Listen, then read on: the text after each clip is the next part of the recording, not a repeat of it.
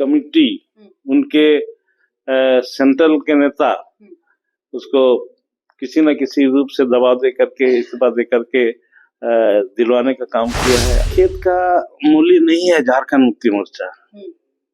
हमारा विपक्ष और भारतीय जनता पार्टी के दल के लोग और नेता इसी तरह देखते ही रह जाएंगे और सोचते ही रह जाएंगे इस राज्य को कैसे हम बेहतर शिक्षा दे। कभी उन्होंने सोचा नहीं। नमस्कार, एसडी न्यूज देख रहे हैं आप और मैं हूं आपके साथ गौरी रानी। झारखंड के पूर्व मुख्यमंत्री रघुवर दास एक बार फिर से सक्रिय राजनीति में वापस आ चुके हैं। हमारे साथ इसी खास मुद्दे पर बातचीत करने के लिए राज्य सरकार के शिक्षा मंत्री रामदास सोरेन हैं। सर, एसडी न्यूज में बहुत स्वागत है आपका। धन्यवाद। झारखंड मुक्ति मोर्चा आप पर्सनली कैसे देखते हैं उनके सक्रिय राजनीति में वापसी की, रघुवर दास की? रघुवर दास की तो मैं उनके निजी मामला है, उसे मैं हस्तक्षेप नहीं करना चाहता, क्योंकि वो भारतीय जनता पार्टी ने जो सम्मान दिया, उड़ीसा गवर्नमेंट का महामहिम राज्यपाल बना दिया, उसमें से ये तो भारतीय जनता पार्टी और माननीय महामहिम राज्यपाल महोदय की बात है कि इस्तीफा देकर के पुनः अपना पार्टी में योगदान देने की बात को इच्छा जाहिर किया है। वो अपना वो लोग का पार्टी की भारतीय जनता पार्टी और लेकिन उनकी री एंट्री से राजनीति में क्या असर होगा, इंडिया गठबंधन को इसका क्या असर होगा, कैसे देखते हैं? ये तो समय ही बताएगा। समय ही बताएगा। मुझे ये लगता है कि ऐसे भी तो नहीं हो सकता है कि भारतीय जनता पार्टी के केंद्रीय कमिटी, उनके सेंट्रल के नेता उसको किसी न किसी रूप से दबाव दे करके, इस्तीफा दे करके दिलवाने का काम किया है और कहीं अच्छा कोई दूसरे पद देने की बात पे भी स्वीकार कर लिया और उस जगह में दूसरा किसी झारखंड में बहुत इस तरह उनका समतुल्य नेता है उसको देने की बात, कुछ भी हो सकता है। इसीलिए उस पर हमें ज्यादा बोलने की जरूरत नहीं है। समय आएगा, आप खुद समझ जाएंगे। सोरेन समझ रहे हैं कि हो सकता है कि उन्हें उन पर दबाव बनाया गया, जैसा कि आप कह रहे हैं, लेकिन इन सब के बीच जो दो तरह की चर्चा हो रही है, एक तो दिल्ली या फिर झारखंड। बहरहाल देखने वाली बात होगी कि आगे क्या होता है, लेकिन जिस तरीके से बीजेपी कार्यकर्ता और नेताओं में उत्साह है कि रघुवर दास के आने के बाद बीजेपी मजबूत होगा और इंडिया गठबंधन कमजोर होगा, इसको कैसे देखते हैं? देखिए, ये किसी खेत का मूल्य नहीं है झारखंड मुक्ति मोर्चा। इसलिए झारखंड मुक्ति मोर्चा अपने आप में यहाँ की जमीनी संगठन से उभरा हुआ लोग का ही एक दल है जो झारखंड मुक्ति मोर्चा जिससे जाना जाता है।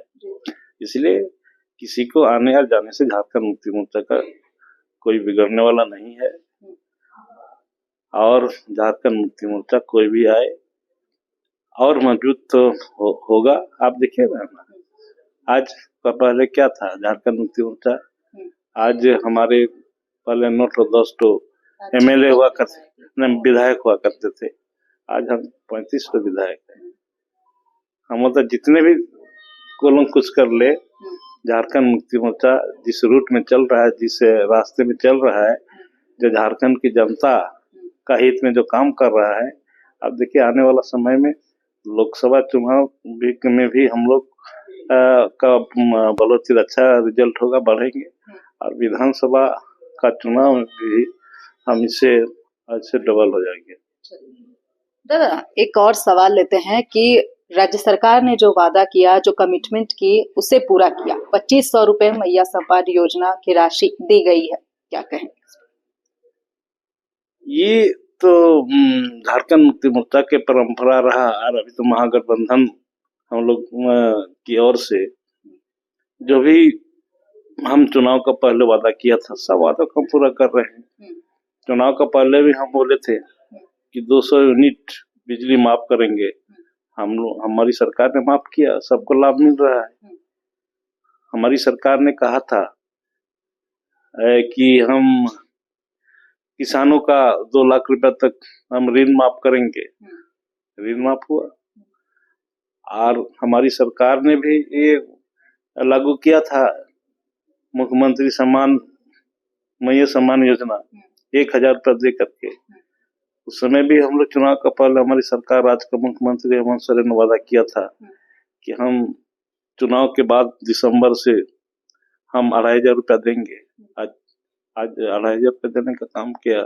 देखिए आज ही तिथि तक पूरा, आज से यहीं से पूरा रांची से सबका बैंक में पैसा भेजने के लिए। लेकिन आज आप तो समझ रहे हैं कि हमारा देश का पूर्व प्रधानमंत्री का निधन होने से 1 सप्ताह तक शोक का लहर रहा, इसीलिए कार्यक्रम को स्थगित कर दिया गया। लेकिन पैसा हमारी सरकार ने सबका खाते में भेज दिया है। तो एक सवाल लेते हैं, आपने मैया सम्मान योजना की तारीफ की, आपने बताया कि जो वादे सरकार ने किए वो वादों को पूरा कर रहे हैं, लेकिन विपक्ष जो प्रमुख पार्टी है बीजेपी, वो कह रही है कि देखते हैं कि मैया सम्मान योजना का भविष्य क्या है, कितने दिनों तक दे पाएंगे। हमारा विपक्ष और भारतीय जनता पार्टी के दल के लोग और नेता इसी तरह देखते ही रह जाएंगे और सोचते ही रह जाएंगे। और महागठबंधन संगठन दल जो है और उसका नेता हमारा राज्य के मुख्यमंत्री माननीय आदरणीय हेमंत सोरेन जी, वो काज करते रहेंगे और लोग देखते रह जाएंगे। आखिरी सवाल लेते हैं, शिक्षा विभाग, शिक्षा को लेकर आपने लगातार बैठक भी की, कई बैठकें की और बंगाल भी आपने टीम भेजने की बना भी दिए हैं और बहुत जल्दी जाएंगे। क्या कुछ स्थिति देख पा रहे हैं शिक्षा विभाग की? और इसी पर एक और सवाल लेते हैं, children school and welfare association के जो संचालक हैं वो सड़कों पर है, आंदोलन कर रहे हैं। 2019 का जो संशोधित नियमावली है उसको रद्द करने की मांग कर रहे हैं और कह रहे हैं कि 2009 का जो नियमावली है उसे ही लागू किया जाए। देखिए, ये चीज तो इस राज्य की शिक्षा की जो स्थिति थी, निश्चित रूप पर राज्य बनने के बाद 18 वर्षों तक भारतीय जनता पार्टी की सरकार रही और इस पर खास करके शिक्षा पर, इस राज्य को कैसे हम बेहतर शिक्षा दे, कभी उन्होंने सोचा नहीं।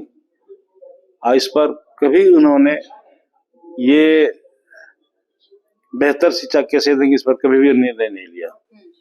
आज शिक्षा विभाग में पूरा जंग लग गया था। अभी हमारी सरकार बनने के बाद उसको सुधारने के लिए हम लोग विगत सरकार में भी बहुत हम लोग इसको सुधारने की, इसको कैसे शिक्षा विभाग को इस बढ़िया से अच्छा से बेहतर शिक्षा दे, हमारी सरकार काम कर रही थी। और आज भी मुझे जब जिम्मेदारी मिला, निश्चित रूप से इसको हमारी शिक्षा पर बेहतर शिक्षा हम कैसे दें, शिक्षा का गुणवत्ता बढ़िया हो, जिस पर हम लोग काम कर रहे हैं, पहल शुरू कर दिए हैं। सबसे पहले आप देखे रहे हैं कि यहाँ पर आज शिक्षा की कमी थी। शिक्षा की बहाली के लिए जो 26,000 शिक्षक की नियुक्ति बहुत जल्द हम लोग करने जा रहे हैं, क्योंकि कुछ मामला सुप्रीम कोर्ट में है, बहुत जल्दी उसका डिसीजन आने पर ही हम उसको 26,000 शिक्षक की बहाली करेंगे। क्षेत्रीय भाषा के पढ़ाई भी के लिए भी हम लोग ने सरकार ने निर्णय ले लिया, इस भी हम लोग पहल कर रहे हैं। इसी पर हम एक कमेटी बनाने का निर्देश दे दिया है विभाग को। कमेटी हमारी जाएगी, पड़ोसी बंगाल राज्य है जिसमें हमारे जनजातीय भाषा और क्षेत्रीय भाषा कैसे वहाँ लोग ये कर रहे, क्योंकि वहाँ पर संताल यूनिवर्सिटी भी है और क्षेत्रीय बांग्ला को भी क्षेत्रीय भाषाओं में मानते हैं संस्कृत, तो इसीलिए उसको कमेटी जाके वहाँ पर अध्ययन करके आएगी। उसके रिपोर्ट के अनुसार, मिलने के अनुसार हम लोग यहाँ भी और शिक्षा पर क्वालिटी अच्छा हो, बेहतर शिक्षा हो, उस पर हम लोग काम करेंगे। बहुत शुक्रिया हमें समय देने के लिए, हमारे साथ बातचीत करने के लिए। तो जंग लगी शिक्षा व्यवस्था को सुधारने में लगे हैं शिक्षा मंत्री रामदास सोरेन। फिलहाल इस खबर में इतना ही, मुझे दीजिए इजाजत, नमस्कार।